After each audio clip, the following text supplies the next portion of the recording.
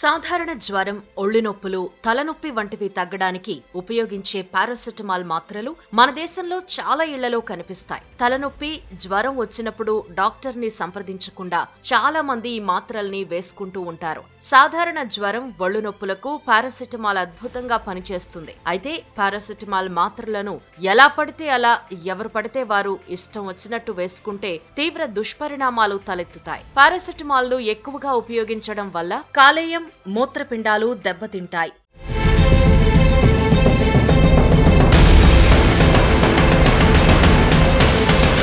Paracetamol మాత్రలు అనేక బ్రాండ్ల పేర్లతో అందుబాటులో ఉన్నాయి. అయితే 60 కిలోల కంటే ఎక్కువ, 30 కిలోల కంటే తక్కువ బరువున్న పిల్లలకు పారాసెటమాల్ ఎంత మోతాదులో ఇవ్వాలో మీకు తెలుసా? వయస్సు, బరువు ప్రకారం పారాసెటమాల్ డోసు లేకపోయినట్టయితే జ్వరం నుంచి కోలుకోవడానికి బదులుగా మీరు మరింత అనారోగ్యానికి గురవుతారు. డోస్ ఎక్కువైతే ఈ ఔషధం మీ కాలేయం, మూత్రపిండాలను తీవ్రంగా దెబ్బతీస్తుంది. తాజాగా యూనివర్సిటీ ఆఫ్ ఎడిన్బర్గ్ సైంటిస్టుల అధ్యయనంలో కొత్త విషయాలు వెలుగులోకొచ్చాయి.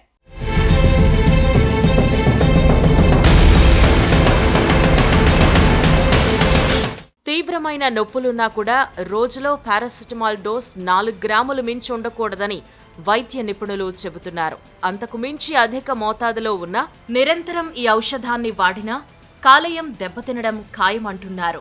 ఎలుకలపై ప్రయోగాలు జరపగా వాటి కాలేయం దెబ్బతినడం నిరూపణ అయిందని సైంటిస్టులు తెలిపారు. మానవుల, ఎలుకల కాలేయం, ఇతర అవయవాలపై పారాసెటమాల్ ప్రభావాన్ని సైంటిస్టులు అధ్యయనం చేశారు. కాలేయానికి, ఇతర అవయవాలకు మధ్య ఉన్న కణజాలాన్ని ఈ ఔషధం దెబ్బతీస్తున్నది అని అధ్యయనం పేర్కొంది. కాలేయ కణజాల నిర్మాణము దెబ్బతింటుందని తెలిపింది.